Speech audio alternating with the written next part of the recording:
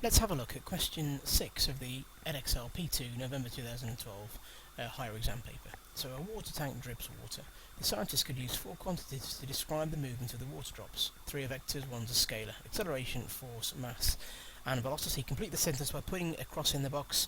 The scalar quantity, well, you need to just know this really, but acceleration, force, and velocity can all be in a particular direction. The only one which cannot is mass, which makes mass the scalar, vector being something with size and direction. Then says complete the following sentence using one of the quantities from the word box above. In a vacuum, all bodies falling towards the Earth's surface have the same, well, they have the same acceleration. The acceleration due to gravity is constant unless air resistance is affecting things, and in a vacuum there's no air, so there's no air resistance. Okay, it then says the mass of one water drop is 0.00008 kilograms. Calculate its weight. Well, on the formula sheet at the start, let's find it. Here we are then, weight equals mass times gravitational field strength. So down to the question again. Here we are, so, oops, went too far.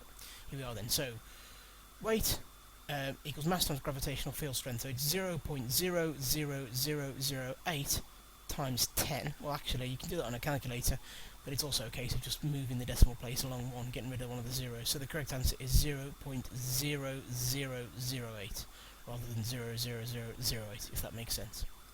2 marks that one as well.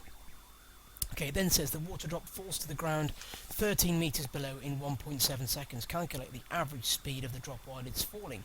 Well, again, from the formula sheet, we won't bother going back to it this time, speed equals distance divided by time taken.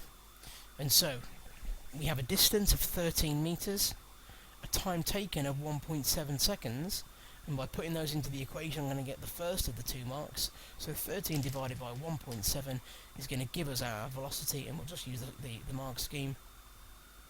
13 divided by 1.7 equals 7.6 metres per second.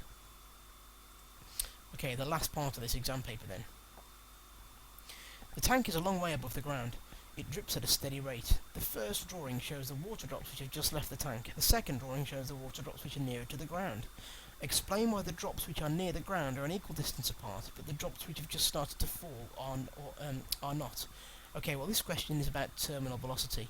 An object released to fall in the Earth's atmosphere in air will initially have the same acceleration as everything else, but as it speeds up and air resistance takes hold, eventually the weight acting downwards and the friction acting backwards, acting upwards, will be equal, and the object will reach a steady speed. And the drops near the ground have all reached a steady speed, and as they're the same, their terminal velocity is the same, so they're all moving down at the same velocity, and as a result the gap between them stays constant. The drops just leaving the tank are accelerating, and so as a result, this one here, the 5th drop down, is going much faster than this one here, the 2nd drop, and so the gap between it and its neighbouring drop is larger.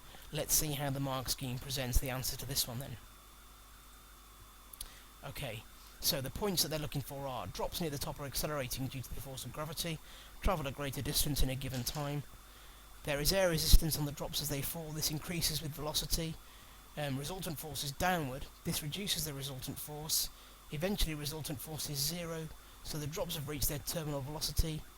Drops near the bottom are all travelling at terminal velocity, so the distance, the same distance, is travelled in a given amount of time. So I think I covered most of those points in my verbal answer. Let's look at what they were looking for a 5 to 6 mark answer. So, here we are then. A detailed explanation, such as one which explains why the motion of the drops at the top and bottom are different, e.g. the drops were initially accelerating due to resultant force downwards. The acceleration decreased as they fell and eventually reached 0. With no acceleration their velocity was constant, and so equal distance travelled in given time at the bottom. And then, of course, the answer needs to communicate the ideas clearly and coherently, using a range of scientific terminology accurately, with spelling, punctuation and grammar used with few errors. So, worth spending a few minutes thinking about exactly how you'd word your own answer to get a decent crop of marks on that question. And that's the paper and question complete.